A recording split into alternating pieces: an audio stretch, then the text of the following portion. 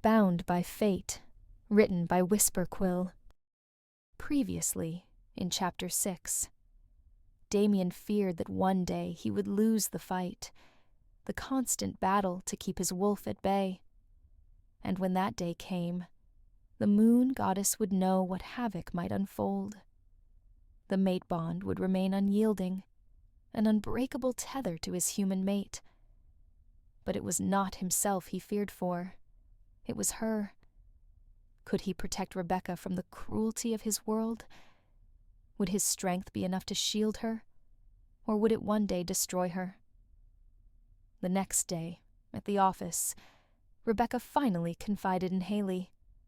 Her voice trembled as she admitted, "I don't want to stay here in Sunsville. Not without my mother." The weight of her words was palpable, a vulnerability she rarely allowed herself to show. Haley didn't try to change her mind. Instead, she offered unwavering support. "Whatever you decide, Rebecca, I will stand by you, always." The pain of her mother's absence etched itself onto Rebecca's face day after day. It was a silent anguish she carried, one that she could not fully express, but that Haley saw in her every glance and word. 2 weeks later at Riverton Bay, stuck in the unlit hotel staircase, Rebecca's fear of the dark betrayed her. Heart pounded wildly as she fumbled for an escape. Panic pushed her forward as she stumbled toward the nearest door. Desperation turned into clumsiness, and she collided hard with someone, sending them both sprawling to the ground.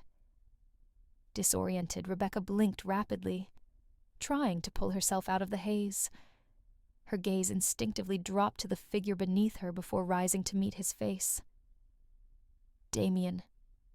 Her breath hitched as their eyes locked, and only then did she realize just how little space remained between them.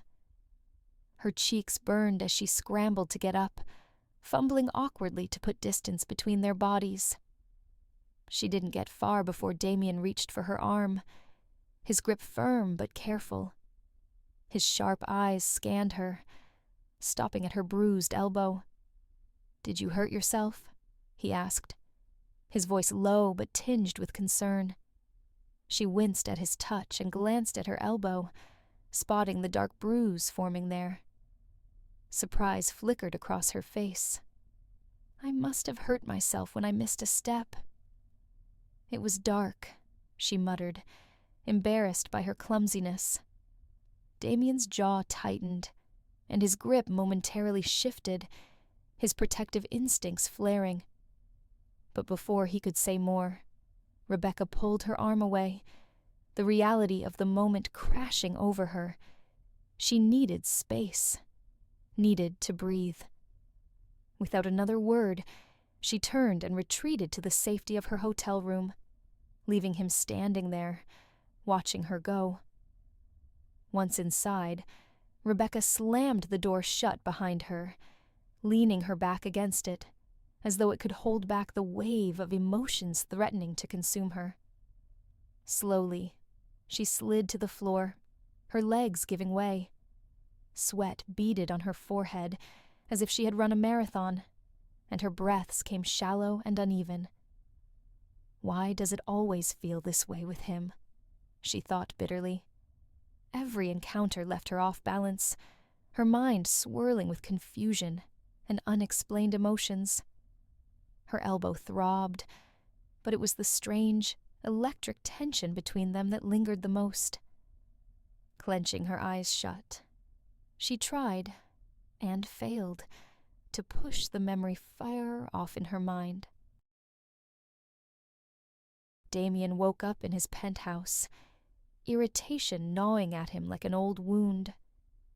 His responsibilities loomed large, piling higher by the day, and being jarred awake at 4 a.m. only added to his fraying patience. Blank calls had disrupted what little sleep he had managed to get, and his patience was hanging by a thread. Gritting his teeth, he thought bitterly, I am going to find this son of a being Nizangs and make sure he never calls anyone ever again. He reached for his phone, fully prepared to smash it against the nearest wall, when it vibrated yet again. However, this time it was not the anonymous caller, it was Alec. Relief flickered momentarily, though curiosity quickly overtook it. Alec rarely called. As his beta, he could always reach him through the mind link. So this must be something unusual. Damien answered the call with a growl. "You better have a damn good reason for waking me. I barely got any sleep." Alec's urgency was unmistakable. "I do. I was not sure if you were awake, so I called instead of linking you. I have got intel on the attack from 2 months ago." Suddenly alert, Damien threw the comforter off and sat upright. "We stopped that school attack. What did we miss?" There was a pause on the other end, the sound of Alec shuffling as though piecing his thoughts together. Finally, his voice returned, rushed but measured.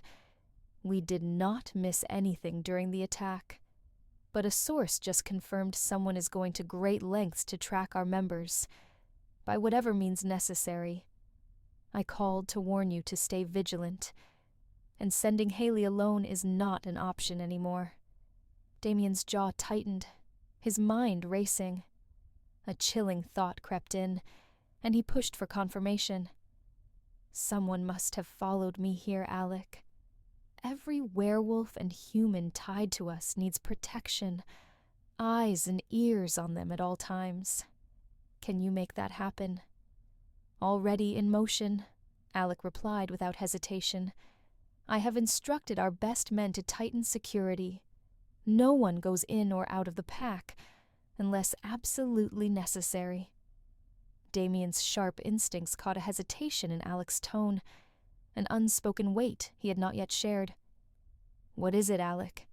Out with it," Damien demanded. He hesitated, then spoke carefully, as if weighing each word. "You cannot afford to be distracted, Alpha. I know she is there, and I know you will do everything in your power to keep her safe.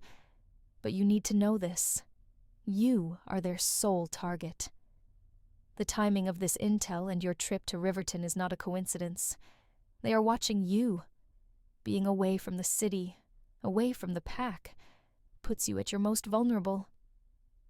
The words struck a nerve, but Damien kept his voice calm and resolute. "I can handle myself, Alec. No one will ever find out about her." The steel in his tone left no room for argument. "If you learn anything else, mind link me, and keep our people safe." "Understood, Alpha," Alec replied. With that, the call ended. Alec would handle the pack's protective measures, but a strange unease lingered with Damien. In the rush for information, he had forgotten to mention the blank calls. A nagging feeling clawed at him, but he shoved it aside. For now, there were other priorities. If anything were to happen, he would not take any chances. Not with her life. Rebecca's eyes blinked open, her breath catching as a sharp pain shot through her left arm. She winced, shifting slightly, and tried to stretch away the stiffness, only to have the dull ache intensify. Her arm felt heavy and swollen, a reminder of the injury she had carelessly ignored the night before. The idea of getting up to fetch an ice pack had seemed unimportant then. Now, it seemed like a glaring mistake. Grimacing, she pushed herself upright with her good arm, biting back a groan as her injured one throbbed with protest. With deliberate care, she flexed her fingers, testing the limits of movement. The stiffness fought her, the swelling making the simplest gesture feel monumental. Swallowing back a frustrated sigh, she turned her attention to the clock on the bedside table. 5:27 a.m. A small wave of relief swept through her. At least she had woken up early. which meant she could deal with the arm before the chaos of the day began.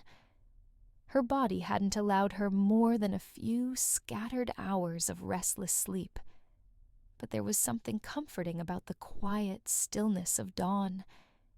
It gave her time to tend to herself before the world demanded her attention.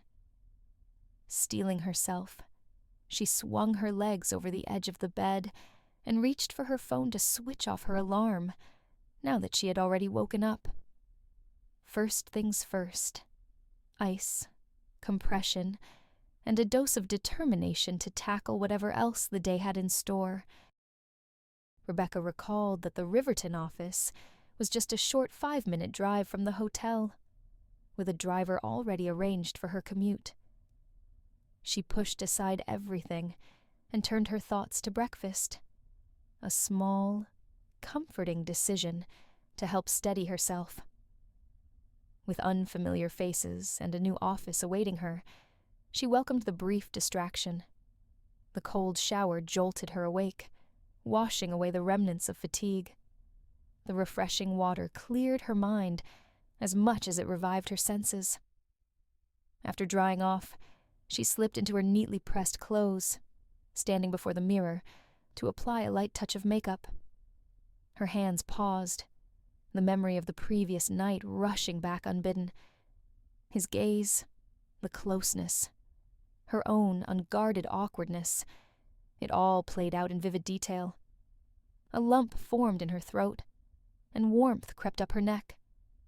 Shaking herself free from the reverie, Rebecca pressed on with brisk determination, refusing to let the moment linger any longer. Her morning routine became her way to refocus and regain a sense of balance before stepping out. Rebecca favored a style that reflected simplicity and elegance. For the day, she chose crisp blue pants and a white dress shirt, creating a clean and professional look. At the last minute, she added a pastel red blazer, its soft tone complementing her red hair with subtle warmth. She tied her hair into a messy ponytail, with loose strands gently framing her face, adding a casual yet polished charm. While her outfit exuded quiet confidence, she knew the real challenges would require far more than appearances. She grabbed her shoes and made her way to the lounge, intending to sit on the couch and put them on. Just as she managed to slip one foot in, a knock interrupted her. She frowned but ignored it, focusing on the task at hand. Not a moment later, another knock echoed through her suite, more insistent this time. Sighing, she grabbed the other shoe and headed for the door. Awkwardly juggling the shoe in one hand while attempting to slide it on her foot, Rebecca opened the door in a half-crouched position. She froze mid-motion, her breath catching as she found herself face-to-face with Damien's scar once more. He looked at her crouched posture, his expression carefully neutral. "Could you be any weirder?" he remarked dryly, a flicker of amusement breaking through his composed exterior. The sight of him standing there so casually, yet impossibly refined, made Rebecca fumble. Her grip on the shoe faltered, and it slipped from her hand, landing with a muted thud. Mouth slightly agape, she stared up at him, her own awkwardness amplified by his magnetic presence. "What are you doing, Miss Hastings?" His voice broke through her thoughts, his gaze drifting to the shoe she had just dropped. The question pulled her back to the moment as she hurried to the couch, focusing on slipping her shoe on properly this time. It dawned on her. Damien must have stopped by for something work-related, yet there she was, leaving him standing at the door like an afterthought. Rebecca turned to invite him in, only to find he had already crossed the threshold. Unable to stop herself, she quipped, "Please, do come in." Damien offered no verbal response, just an unbothered glance her way as he surveyed the room. He didn't fully step in, but let his eyes wander as she adjusted the strap of her shoe. Her impulsive words escaped before she could think. "Did you book this suite for me?" she blurted out, the words spilling before she could reel them back in. Damien raised a brow at her words, taking another step in, making her inwardly cringe. Her thoughts raced. Too late to take back that question now. When she didn't immediately clarify, he spoke, his tone calm but probing. "Last night, you mentioned you weren't uncomfortable. So, may I ask what prompted this question?" Knowing there was no graceful escape, Rebecca decided to match his tone with feigned ease. "Well, I've never stayed in such a luxurious suite before. It seemed far too upscale to be assigned to just any employee." "I am pleased to hear there's no issue with the accommodations," he responded curtly, offering no further comment. Instead, he narrowed his eyes slightly, the gesture deliberate and meant to unsettle, leaving her to fill the silence. Rebecca stood to her full height, sleeves casually rolled to her elbows, as she leveled a direct look at Damien. "You came to see me for something?" she asked, her tone steady, though the fatigue from the morning lingered in her voice. Damien's gaze briefly flicked over her, but he quickly looked away, masking the moment. As usual, his answer was laced with a deliberate lack of detail. "I forgot to mention last night. Your driver will not be able to make it. We will go to the office together instead." The statement was, in fact, a lie, a carefully crafted one. Alec's recent call echoed in his mind. The security detail arranged for her wouldn't be ready until tomorrow. In the meantime, he took it upon himself to handle her commute, knowing the city was unfamiliar. He also knew he couldn't afford to keep her too close. The large target on his back made proximity dangerous, but for now, this pretense was the best way to keep her safe, whether she realized it or not. "The conference is the day after tomorrow, and you will have ample time to familiarize yourself with the team and new office," Damien continued smoothly. "Whenever you feel ready, you can begin the training for the recruits." Rebecca nodded, acknowledging his words, and watched Damien make a subtle gesture towards the door. Understanding the cue, she reached for her blazer draped over the back of the couch and rested it on her arm before falling into step behind him.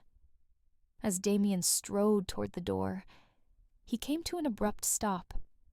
Rebecca focused on adjusting her sleeve, didn't notice in time, and lightly bumped into his back. Startled, she blinked at the unexpected pause, her curiosity piqued by what had made him halt so suddenly. "What the—" The outburst barely escaped as the sudden halt interrupted her steps. Twisting sharply, he faced her, his attention landing instantly on the bruise. A hardened look settled over his features, the kind that spoke volumes without a single word. With deliberate care, his hand reached out gently, guiding her arm upward. The sight of her injury seemed to anchor his focus entirely, leaving her feeling frozen in place. With a firm yet calm tone, he said, "You didn't take care of it." The statement hung in the air, her throat tightened, words failing her as the undeniable truth in his observation took hold. Silence stretched between them, heavy and unrelenting, leaving her grasping for a response that refused to come. Pulling his gaze away from her arm, his eyes narrowed sharply as he admonished, "It's swollen far too much. You should have taken care of it last night." The irritation in his tone was unmistakable, yet her calm retort followed, "It's better than before." The glint in his eyes turned colder, sharper. Tilting his head slightly toward her, he lifted his hand, and applied light pressure to the bruise with his thumb.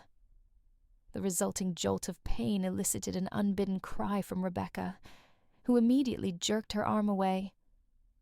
"What are you doing?" she protested, her voice tinged with disbelief. His response came without emotion. "This is your definition of better? Now is not the time to make your point now, is it?" Rebecca countered shakily as he stepped closer, his presence unnervingly towering. The moment stretched until he commanded, "Don't," stopping short of reaching for her again. Raising his head in apparent frustration, Damien suddenly strode past her, leaving her standing in a haze of confusion as she watched his retreating figure. Does he not know how to ask for permission? The thought crossed her mind, but she remained rooted to the spot. Moments later, Damien reappeared, a first aid kit in hand. "Take a seat," he said, gesturing toward the couch. His demeanor was noticeably calmer, but she couldn't shake her unease as she swallowed hard, dreading where this might lead.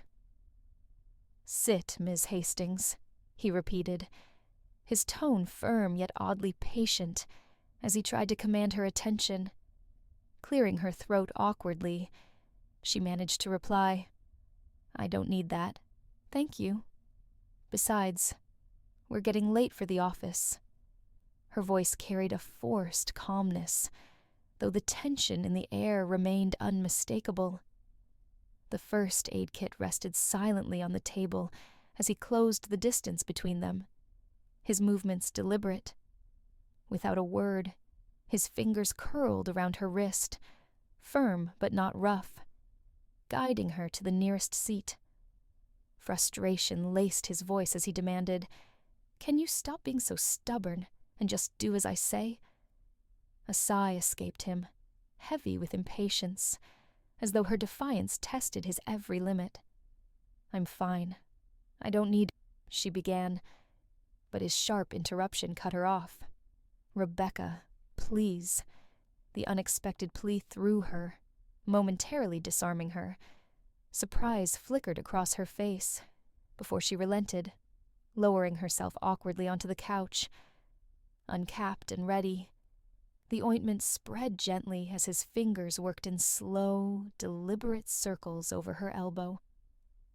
Fully immersed in the task, his focus never wavered. The soft brush of his fingers clashed with the turmoil coursing through her. Her eyes flitted around, avoiding his unwavering attention.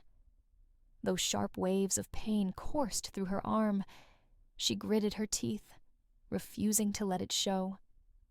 The silence between them hung softly, a quiet pause, as if the world had stepped back to give them space and let the moment breathe.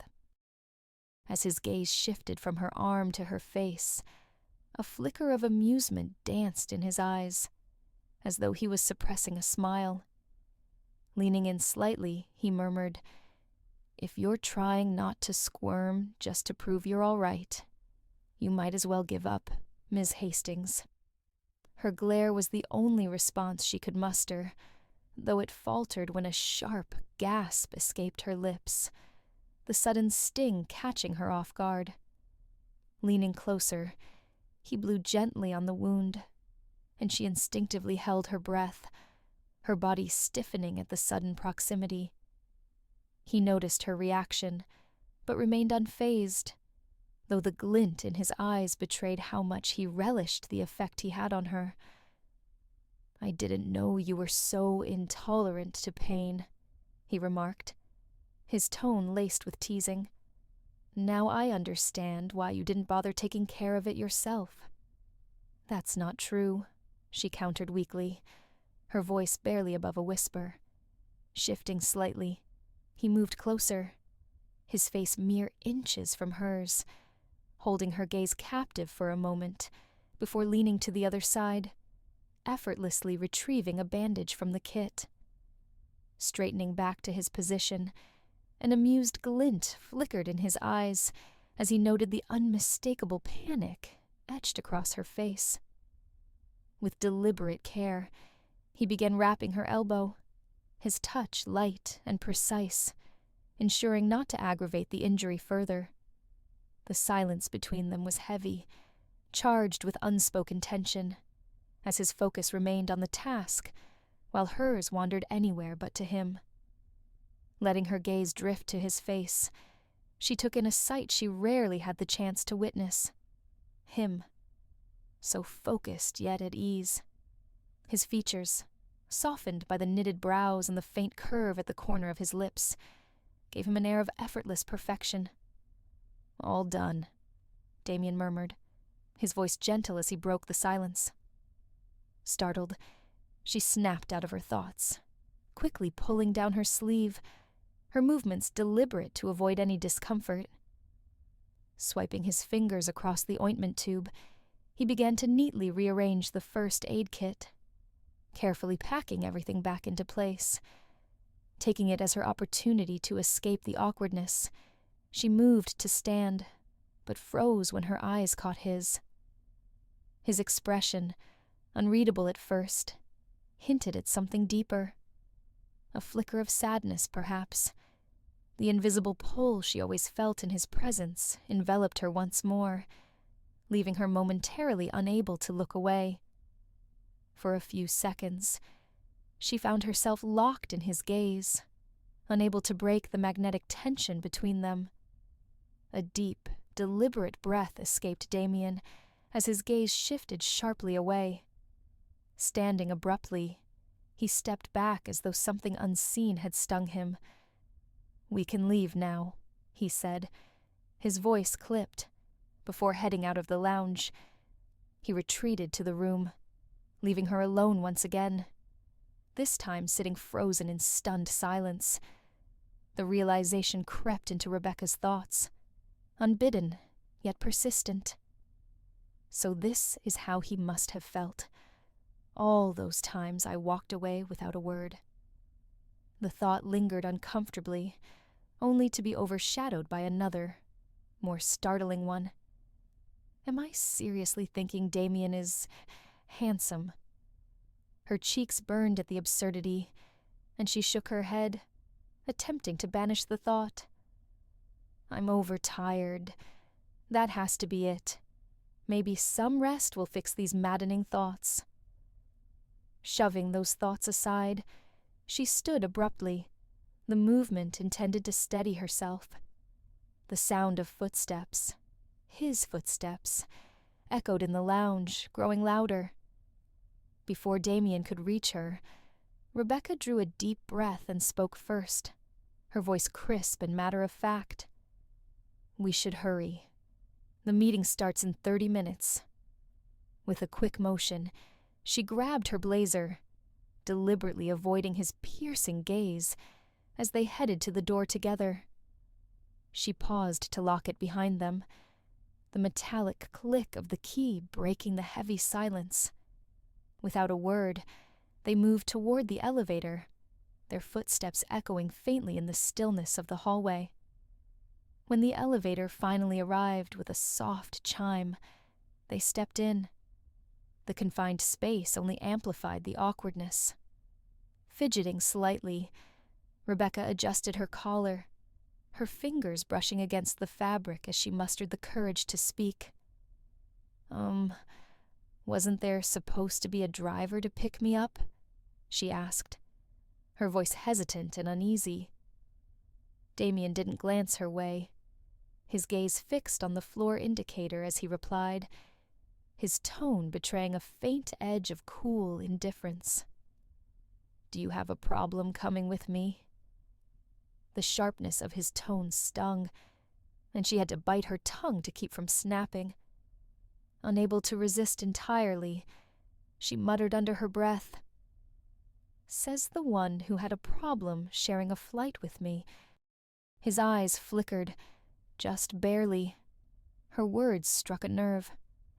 Damien's expression didn't falter, but something in his posture stiffened. A pang of something, regret, irritation, or guilt, pricked at his composure.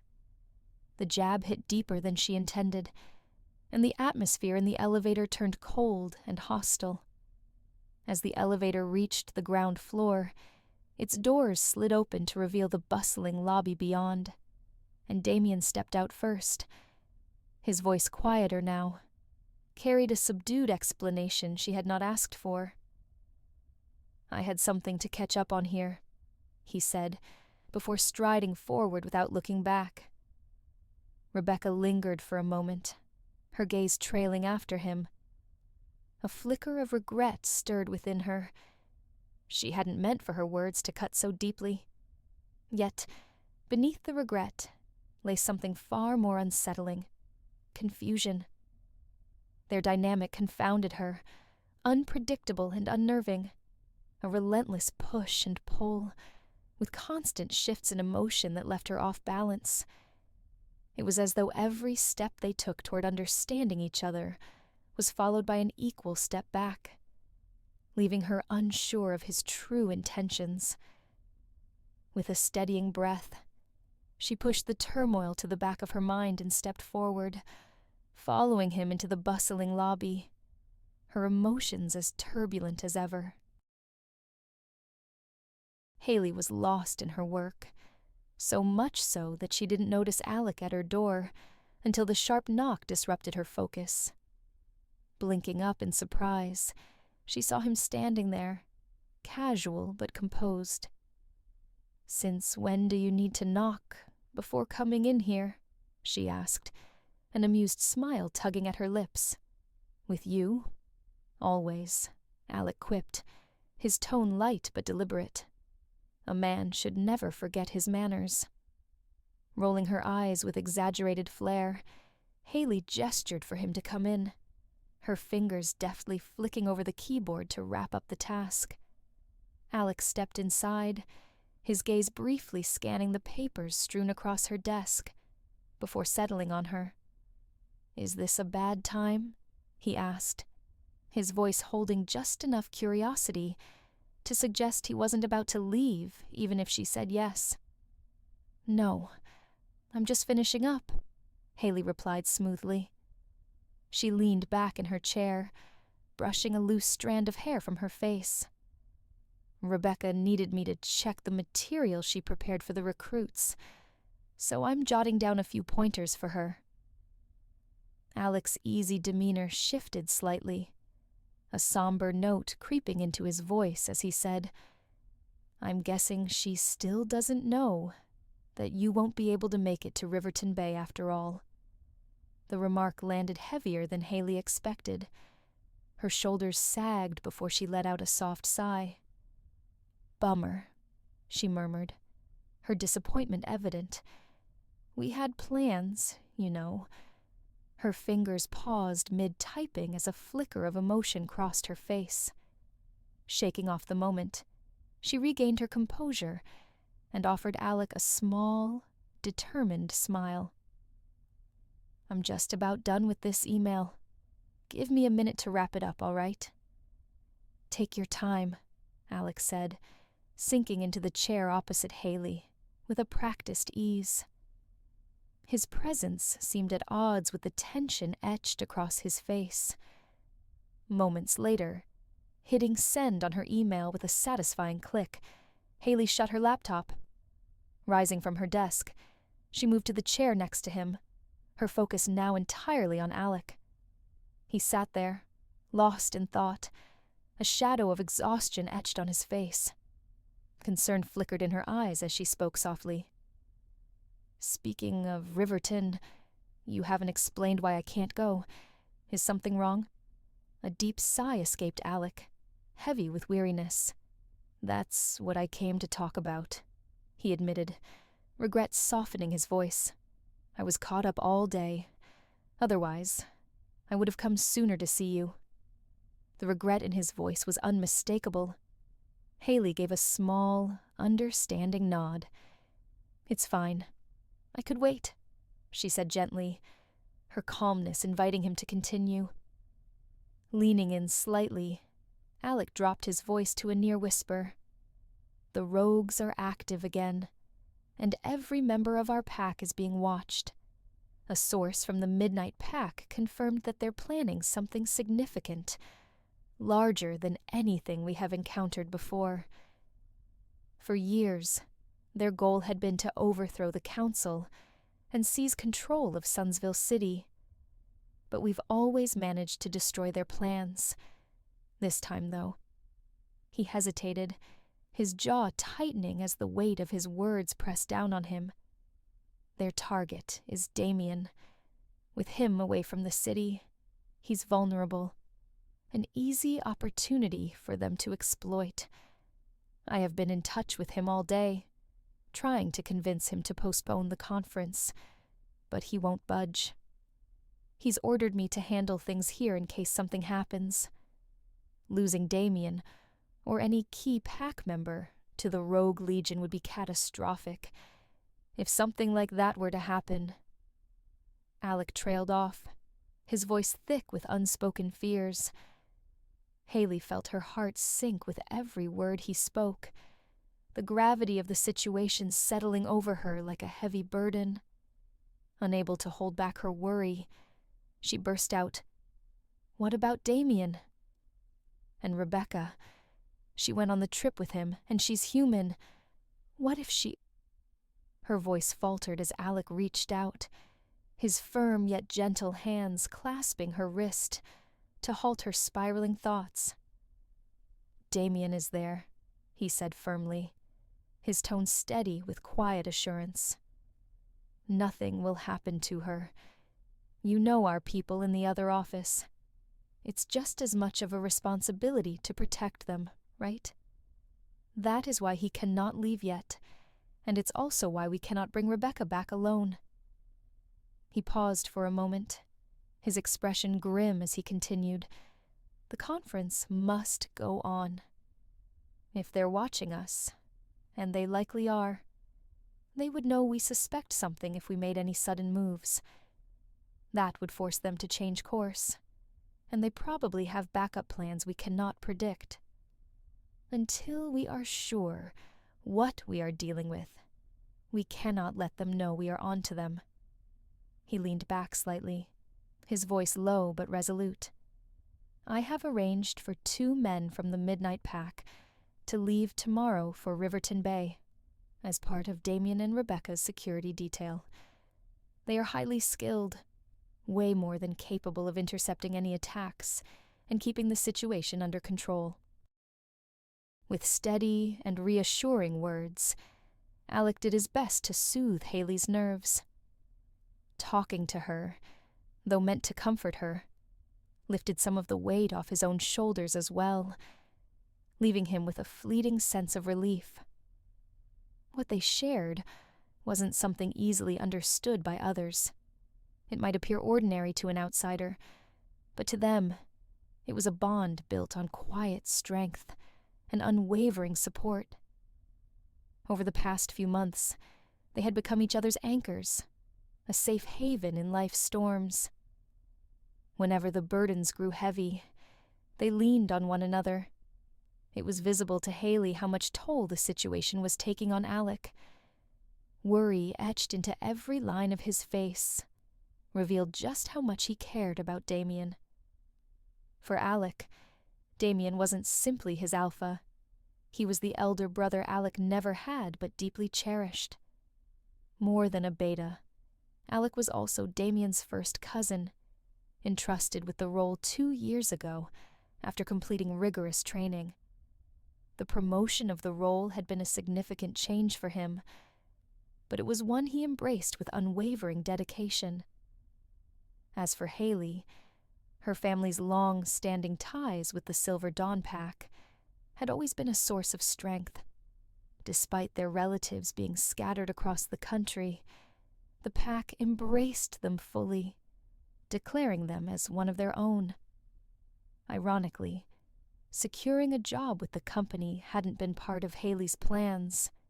It was a twist of fate she never anticipated. Their paths first crossed a year ago, and the connection between them was not immediate. What began as a professional relationship later evolved into something far deeper. In a remarkably short time, They transitioned from colleagues to close confidants. When they met, both were grappling with sorrow, carrying the weight of painful losses. The shadows of their pasts weighed heavily on them. Alex still bore the grief of losing his mate too young in a tragic accident, while Haley was haunted by the sting of being rejected by hers when her mate chose another. Those shared wounds had drawn them both, seeking solace in each other. And solace they found, not just in the city itself, but in one another. Their bond, unshaken by time or circumstance, became something extraordinary. It wasn't forged by fate alone, nor did it strictly follow the supernatural threads of destiny that so often governed others. Instead, their connection was a gift of renewal, a blessing from the moon goddess, a chance to rebuild what had been broken. As second mates, they were proof of her benevolence, a testament to the resilience of the werewolf spirit. Their connection transcended the bounds of fate, rooted not only in destiny, but in the strength of their shared struggles and unwavering commitment to one another. It wasn't just a bond they inherited, it was one they nurtured, forged in trust, and fortified by their deliberate choice to stand side by side. Together, they created something profound, a sanctuary for their broken souls, where sorrow gave way to hope, and every scar became a symbol of renewal. What began as a chapter steeped in pain evolved into an uncharted journey of renewal. For both, their crossing paths offered much more than just an interaction. It became the defining moment where hope began to take root. Their wolves, still tethered to the shadows of past betrayals, resisted the fragile promise of brighter days.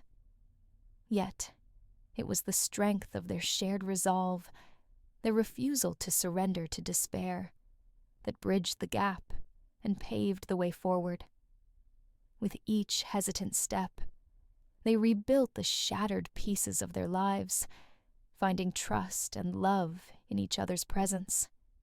Slowly but surely, they forged something extraordinary, a bond that transcended the weight of their sorrow. Brick by brick, it grew into a foundation of healing, devotion, and intention, a testament to the enduring power of hope and the unyielding spirit to overcome. Lifting her head fully, Haley studied Alex's face, noticing the subtle shift in his expression. Some of the tension had drained from him. When his gaze met hers, a small smile flickered at his lips, and without a word, she reached forward, gently pulling him closer from where he was leaning against the chair. Her voice was soft but unwavering. "I want you to know that I'm always here for you. You don't have to hide your feelings from me. I don't know how yet, but somehow it will all be okay, and Damien will be all right. You have to believe that." Alec let out a slow breath, her words settling over him like a quiet reassurance.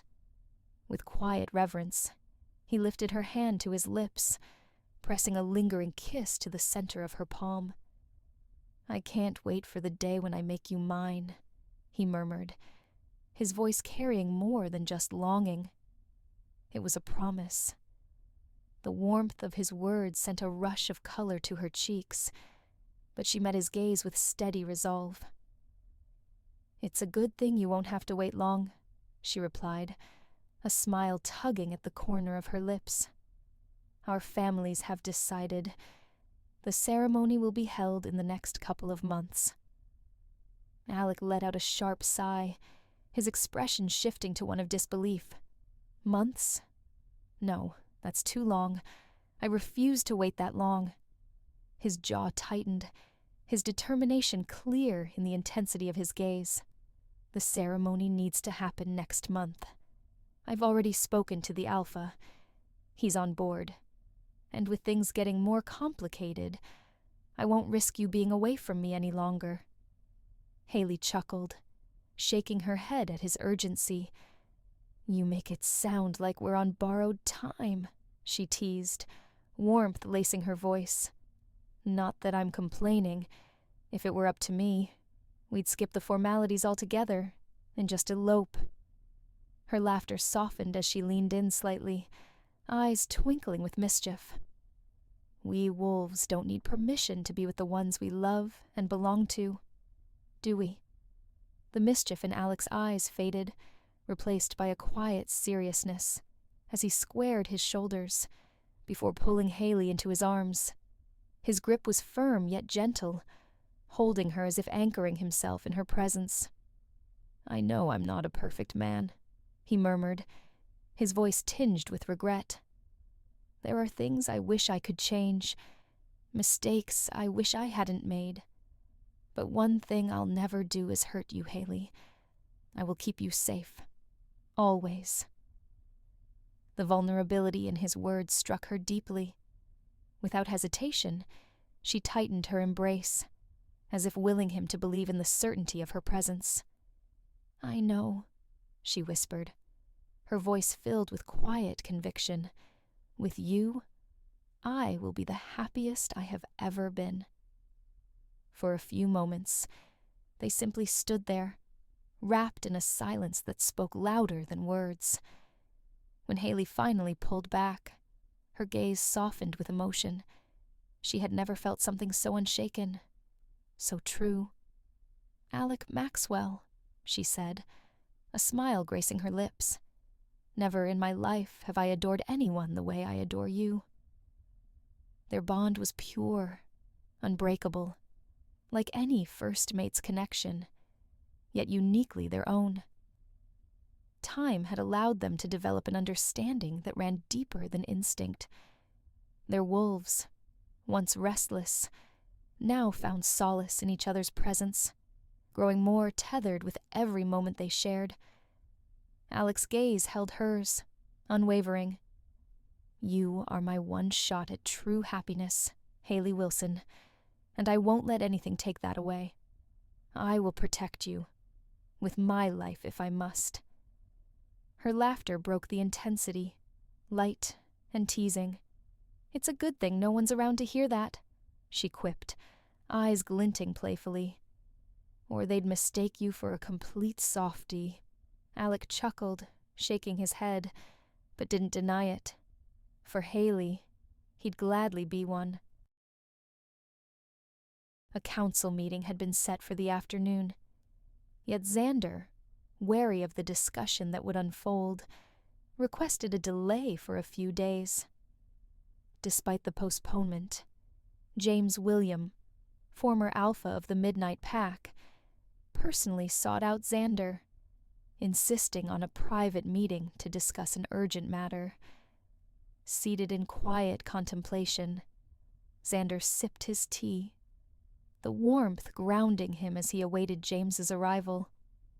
When the doors to the meeting hall finally swung open, the former Alpha's presence commanded the space. His beta followed closely behind, stepping with measured purpose. The moment their eyes met, the weight of time seemed to dissolve. Weeks had passed since they last made time for one another, yet their reunion carried the familiarity of old comrades. Warmth settled between them as they exchanged greetings, a silent acknowledgement of the years that had bound their fates together. Every street and wall of the city bore witness to their unbreakable alliance, one forged in blood, sacrifice, and unwavering loyalty. Decades ago, side by side, they had waged war against a ruthless rival pack, reshaping the city's future in ways that would never be forgotten. Now, their legacy remained etched in every stone, a reminder of the peace they had fought so fiercely to protect. After settling in for a few minutes, their conversation drifted into casual territory, an easy exchange between old friends. James gestured to his beta, signaling for the file to be brought forward, The moment it was placed before him, he gave a brief nod, dismissing his second-in-command from the room. As the door closed behind the departing Beta, Xander exhaled and cleared his throat, leaning back slightly.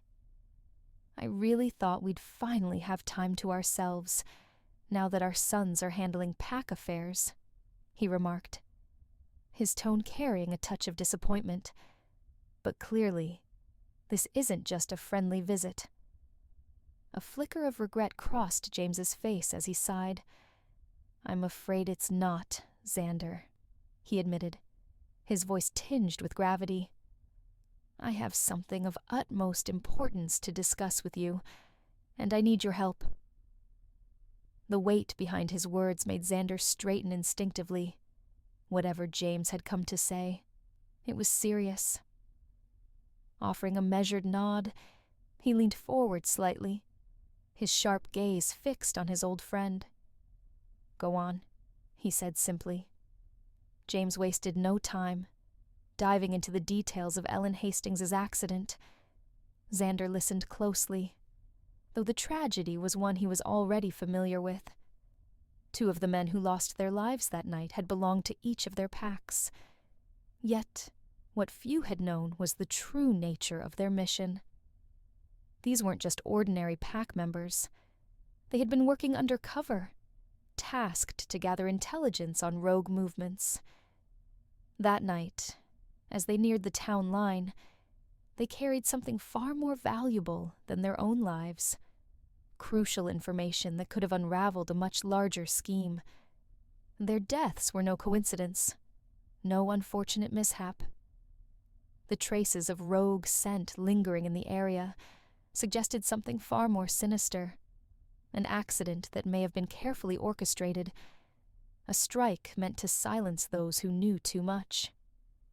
James exhaled, his expression grim as he revealed the unsettling truth. Near the main road, we found traces of a road trap, one meant for one of our own. A low-scale explosion occurred near the tunnel, just as the redirected cars were led that way. I don't have all the details yet, but like Ellen, there were more casualties. Xander stiffened, alarm flickering across his face. For the humans caught in the chaos, it was nothing more than being in the wrong place at the wrong time. But if your pack's findings are correct, this isn't just a tragic coincidence. Our border security has never been breached like this. Something is very wrong. James exhaled sharply, frustration etched deep into his features. Exactly. How did this go unnoticed? His voice carried the weight of weeks spent unraveling loose ends, and now, standing here, the pieces weren't aligning the way they should have. He ran a hand over his face, the sheer gravity of the situation settling over him. Someone failed to check that border properly that night. Someone either overlooked a crucial detail or didn't report what they saw. And the route change, it wasn't communicated immediately, which means there was a gap in coordination. Why? That kind of misstep doesn't just happen. It's too precise, too convenient. Pausing for a moment, he let the implications sink in. This wasn't just chaos. It feels like someone orchestrated it. If rogue activity was involved, they weren't acting recklessly. They had a plan. The accident, the casualties, the timing, it all points to something bigger than just an unfortunate event. His voice was low and controlled, but the intensity behind it was unmistakable. Xander straightened further, realization dawning on his expression. They weren't just dealing with fragmented incidents. They were looking at a calculated attack, one designed to unsettle their packs from within. And that was a far more dangerous prospect than either of them had initially believed. Recalling something Damien had mentioned to his father weeks ago, Xander relayed it to James with unwavering honesty. I remember Damien telling me the pack had been compromised, that there's a mole working for the others. James's brows furrowed, frustration evident as he clenched his jaw. That's exactly why I came here, to warn you. Security was breached, and we lost people. That means Damien was right. Someone is working from the inside, feeding our enemies exactly what they need. His voice dropped, laced with quiet regret. I will not overlook this anymore. I have let my guard down, thinking the peace we have upheld for decades meant we could finally relax. But that false sense of security has dulled my instincts. Maybe I am losing my edge. He shook his head, frustration creeping in. It was irresponsible of me to think like this, especially after my son warned me months ago. It wasn't until recently that James uncovered disturbing inconsistencies surrounding the event. Rebecca's mother's death had always been presumed a tragic accident, but new findings suggested otherwise. It no longer seemed like mere misfortune. It felt like a carefully orchestrated event, a staged catastrophe designed to silence those who knew too much. And with not so long ago's school attack of Silver Dawns, the pattern was undeniable. Whenever human lives are lost, due to conflicts within the werewolf community, both alphas carry the weight of that responsibility heavily on their shoulders. For James, losing one of his closest family members in the crossfire was a cruel twist of fate, a wound that cut deeper than most. Restlessness had plagued him for weeks, driving him to tirelessly gather evidence, interrogate his men, and trace the origins of the explosives that had triggered such catastrophic destruction. The fallout was more than just a tragedy. It was a calculated act, one that hinted at forces working in the shadows to unravel the fragile peace both packs had fought so hard to maintain. Williams and Scars were more than just allies. They shared a deep, enduring bond between their families. No two packs in werewolf history had ever coexisted peacefully for this long, and their unity often unsettled others who saw their strength as a threat. Yet, both alphas understood the gravity of the situation. They knew their men needed to work together to ensure the protection of every member of the city. As the conversation unfolded, James found his thoughts drifting to Rebecca. She was human, unaware of the hidden world that existed around her, but with tensions rising and danger creeping closer, he couldn't ignore the possibility that the time might be approaching to pull her from the shadows.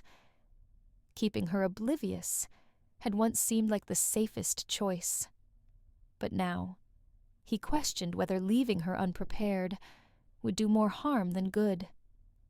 The discussion soon shifted as Xander revealed his intentions for his eldest son, his search for a suitor. The announcement mirrored the reaction from the rest of the Scar family. James took a measured breath before speaking. I understand why you feel the need to make this decision, because he is also the alpha of your pack, he acknowledged. But Xander, he is your eldest. Threatening him with his title could lead to catastrophic consequences. Sighing, Xander finally admitted, "What do you suggest I do?" I haven't spoken to him directly about this yet, but I plan to once he's back from business. James, ever composed, replied calmly, I'll be honest with you, as I always have. This isn't the right move. I understand your concerns, his standing before the council, his role in the pack. But he will find his mate in time. You have to let things unfold naturally. Xander exhaled, his thoughts heavy. Honestly, if any of our children had been mates, I wouldn't have felt the need to make such a drastic decision. James shook his head gently. He wasn't just born for this title, Xander. He earned it. Every step of the way, he has proven himself. You must think this through, my friend. He is your son. You can't allow whispers from outsiders to cloud your judgment. His position in the community is secure, and so is your family's legacy. You've built a great name for yourself, and your sons will carry that forward, especially Damien. Listening intently, Xander finally nodded in resignation. You're right. I will talk to Lily tonight, and tell her not to mention it to him just yet. Maybe we should all wait and see how things unfold naturally. He sighed, shaking his head. And you're right about something else, too. I shouldn't be letting this pressure get to me. The council has no place interfering in my family's affairs when we have a much bigger threat looming over us. The rogues have been stirring trouble for months now. Who knows what they're planning next? James's expression hardened, his voice carrying the weight of certainty. They believe they can divide our packs and seize control of Sunsville. But they underestimate the strength of our foundation. Since the moment we took over, our leadership has remained unshaken, and no pack has ever dared to conspire against us. No one will overthrow our authority, not in this city, not anywhere within the werewolf community. As the conversation wound down, a quiet understanding settled between James and Xander. The weight of the night's revelations lingered, but neither needed to say more. Both knew their next steps were clear. James pushed his chair back and rose, rolling his shoulders slightly, as if shaking off the strain of the discussion. We will handle this, as we always have, he said, his voice steady with resolve. Xander nodded, standing as well, offering a firm handshake that spoke more than words ever could. Stay vigilant, my friend. We will not let them divide us. The city stood still under the dim glow of the moon, unaware of the storm brewing beneath its quiet surface. Tomorrow would bring answers, or more questions, but for tonight, both alphas retreated into their own worlds, preparing for whatever was coming next. The conference had exceeded all expectations, drawing more than just a handful of investors, eager to align themselves with Scar Enterprises' vision. What had started as a formal gathering transformed into a landmark moment, one where business leaders, philanthropists, and dignitaries from across the globe came together under one roof for a shared purpose. The atmosphere was vibrant, charged with the energy of newfound partnerships and ambitious commitments.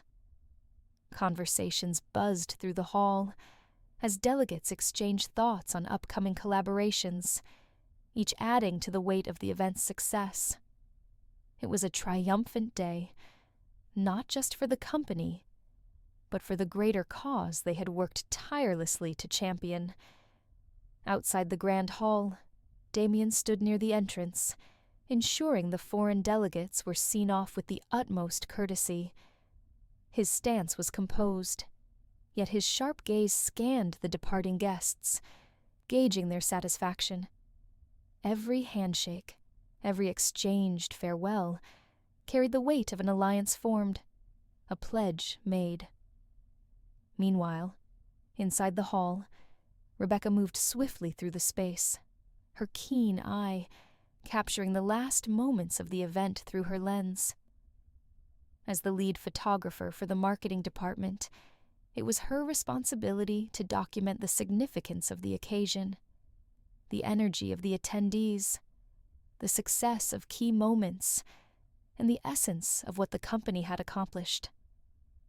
Positioning herself strategically, she framed every shot with precision, ensuring that the images would reflect the scale and impact of the event for promotional campaigns and future projects. Elsewhere, the Riverton team worked diligently to wrap up logistical matters, organizing donation records, verifying pledged contributions, and coordinating with key stakeholders to ensure the smooth allocation of funds. The event had set the foundation for the establishment of the largest orphanages in both Sunsville and Riverton Bay, marking a major milestone in their collective mission. With every financial commitment secured and partnerships strengthened, they were not just closing an event. They were taking the first steps toward transforming lives. As the evening drew close, the realization set in. This was more than another corporate milestone.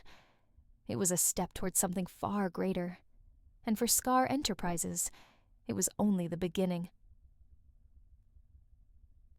Exiting the hotel lobby, Damien strode away, his phone pressed to his ear as he finished a call with his brother, Austin. The moment he hung up, a foreign scent brushed past him, barely detectable yet unmistakable. His body stiffened, instincts kicking in as he spun around sharply. The scent had been faint inside the lobby, almost drowned out by the mingling aromas of expensive cologne, fresh linen, and lingering champagne. But here, near the entrance, it was stronger, fresh, recent. Someone had passed through this spot not long ago. Someone was definitely here. His thoughts sharpened. Alex was right. They are following me. Damien turned, ready to head back into the lobby, but something stopped him. His mind raced, dissecting the situation. I have been out here for a while, constantly surrounded by humans. Rebecca is inside. The realization struck him like lightning. If someone is watching, the target is no longer on her. They know I am alone. His jaw clenched. It could be a rogue lurking in the shadows, or perhaps his mind is playing tricks on him. But he knew one thing for certain. The thought of Rebecca being caught in the middle of this, unknowingly stepping into danger, was something he could not ignore. I have to keep her safe at all costs. As long as no one knows she is with me, she will remain in the clear, just like the rest of my employees here in Riverton. His wolf snarled from within, its rage simmering, an unrelenting fury at the mere thought of someone harming his mate. A low growl echoed in his mind, raw and untamed. Frustration gnawed at him. Running a hand through his hair, he forced himself to steady his thoughts, pushing past instinct to analyze the situation with clear focus. He had to move, to act. He stepped forward, bracing himself for whatever came next, when suddenly, Rebecca's voice cut through the air, clear and familiar. It pulled him out of the storm brewing in his mind, snapping him back into reality. Damien snapped his head in her direction, his gaze locking onto Rebecca. The sudden shift in the shade of his eyes was undeniable. She noticed it immediately, halting mid-step. His eyes. The realization struck her like a jolt, sharp and disorienting. Meanwhile, Damien wrestled with his thoughts. My wolf. I need to control him. He had been too caught up in the moment to notice his wolf creeping to the surface, its presence reflected in the deepening shade of his irises. It had already happened by the time he turned fully toward Rebecca. Rebecca blinked twice, instinctively questioning what she had just witnessed. Did I see his eyes shift into a darker shade of gray? The thought was firm, not uncertain. Yet, before she could process it further, Damien abruptly turned away. Drawing in deep, measured breaths, Damien fought to suppress the storm raging beneath his skin. His wolf was restless and furious, but he forced himself to regain control. Slowly, he turned back to face her, his expression now guarded. Rebecca stared, unable to mask her astonishment at how swiftly he had erased every trace of what had flickered beneath the surface moments ago. His voice sliced through the silence, cold and sharp. "What do you need?" She barely had time to respond before he stepped forward, looming over her, his presence commanding.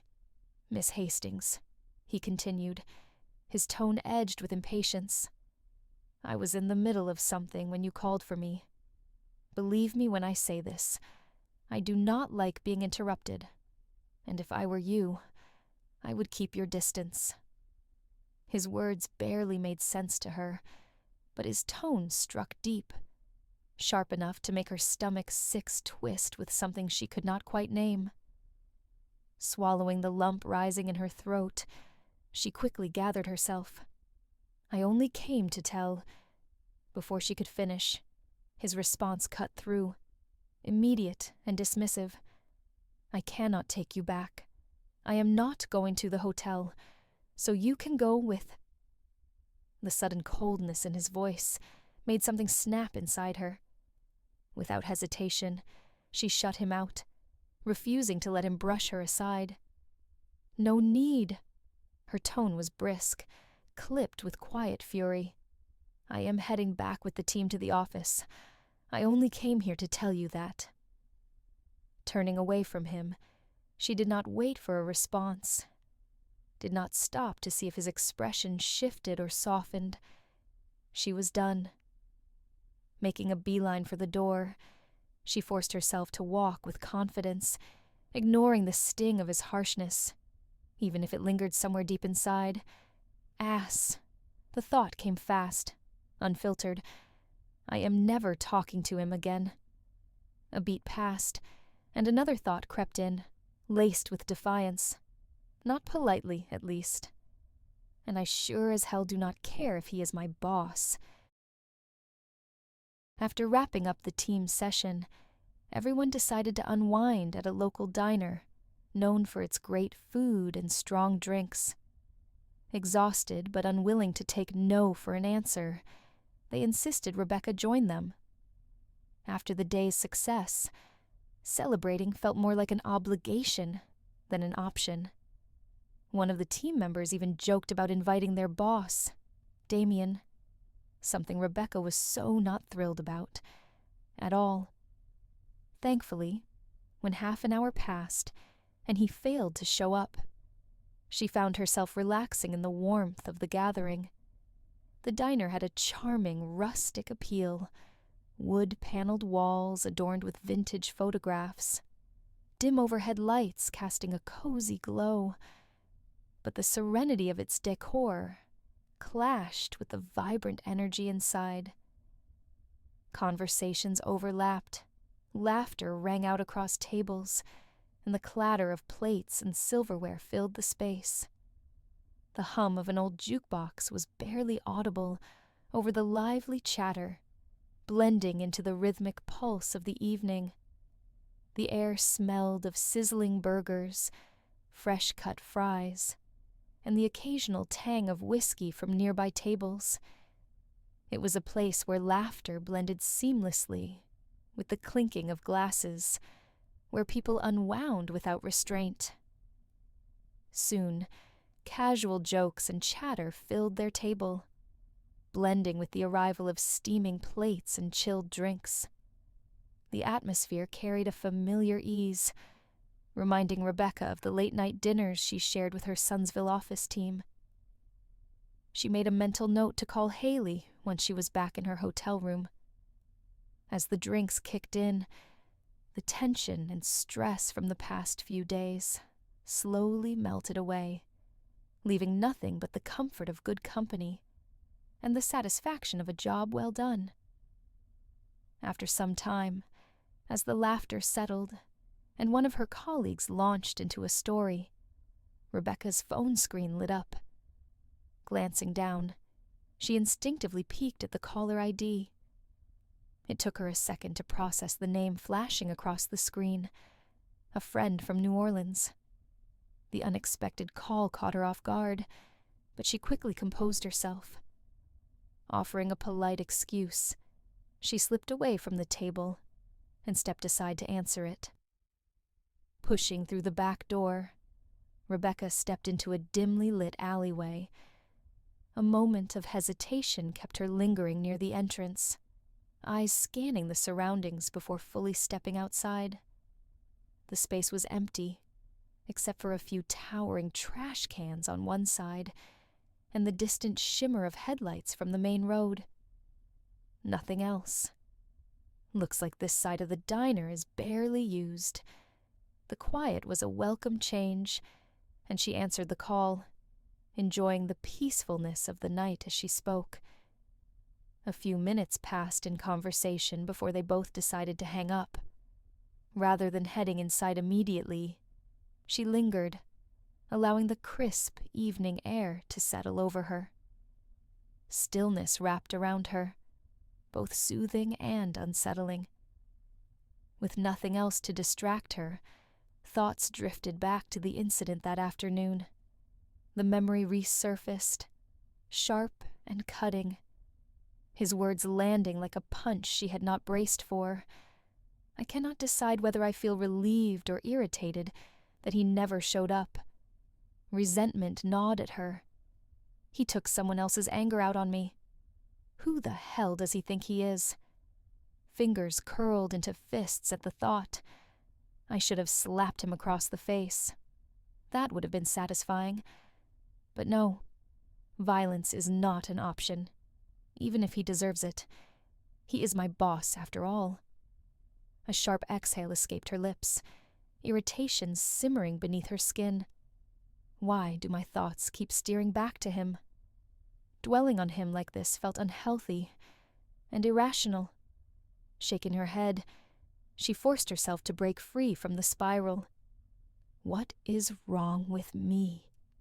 Lost in thought, Rebecca stood near the door, unaware of the approaching figure until the sharp sound of glass shattering behind her sent a jolt through her body. The smash disrupted her thoughts, and she whipped around instinctively. Her gaze landed on a drunken man lingering near the back door, broken shards of a bottle scattered at his feet. Slurring his words, he murmured, "What a beautiful sight in this dumpster street." Every sense snapped to attention. Rebecca eyed him from a safe distance, tracking his movements as he staggered closer, his steps uneven, his posture slack, and head hanging low from his shoulders. There was no mistaking it. He was drunk. Wariness settled over her, and she slowly stepped toward the back door, intent on slipping inside unnoticed. But before she could reach it, the man suddenly lurched forward, blocking her way. Clumsily, he straightened, his gaze sweeping over her in a way that made her skin crawl. "I just said hello, beautiful, and you did not even say hi." He paused as if gathering himself before continuing, "Where are my manners? Let me introduce myself. I am Victor, and you are—" Rebecca met his gaze with an icy glare. In her focus, she nearly missed his hand lifting toward her face, until instinct kicked in, and she quickly stepped back, narrowly avoiding his touch. Fury flashed in her eyes. "Don't. Walk away right now." A menacing chuckle echoed through the alley as he tilted his head, his smirk dripping with unwelcome amusement. "Believe me, I am trying, although I could use a little help getting home. Pretty please." Her thoughts sharpened. There is no point in wasting my breath on this perverted drunk. Sneering, she turned sharply, refusing to give Victor the satisfaction of a response as she hurried toward the front door. Movement behind her was quicker than expected, almost unnervingly steady for someone drunk, and before she could react, a rough grip latched onto her arm, yanking her backward. "Not so fast, love. We're going to have a lot of fun tonight. Trust me." His voice carried a twisted amusement. but the strength in his grip made it clear he wasn't joking. Instinct fought against the hold, muscles tensing as she jerked her arm, only to find no escape. Let go. Firm and unwavering, her demand was met with a tilting head and a gleam in his eyes. Ooh, feisty and pretty. Such a rare combination, wouldn't you say? His smirk widened. Spend a night with me, and I promise I'll rock your world. A sharp slap cracked through the alley before he finished. Staggering back, he touched his cheek, shock momentarily dulling his expression. A stunned silence passed, then rage surfaced in his eyes, slow and dangerous. Amusement darkened into something more sinister. Footsteps approached fast, echoing against the pavement before her mind fully caught up. A fighter, huh? Malice dripped from his words. That just makes this more interesting. Steadying herself, she squared her stance. Lay another finger on me, and you'll regret it. The grip faltered. Barely. A moment was all she needed. Her knee shot up and connected squarely with his groin. A low, guttural groan escaped him, but even in pain, he clung to her. Not missing a beat, her fist flew forward, connecting with his jaw in a solid, brutal hit. The impact sent him stumbling, balance faltering. Sluggish movements gave her the advantage, and she didn't waste it. Consider that a warning. Cold and steady, her voice cut through the tension. Spinning him around, she delivered another knee to his gut, sending him crashing to the ground with a strangled breath. This was her chance. Pivoting fast, she turned to leave. A sharp yank at her hair wrenched her backward before she could take another step.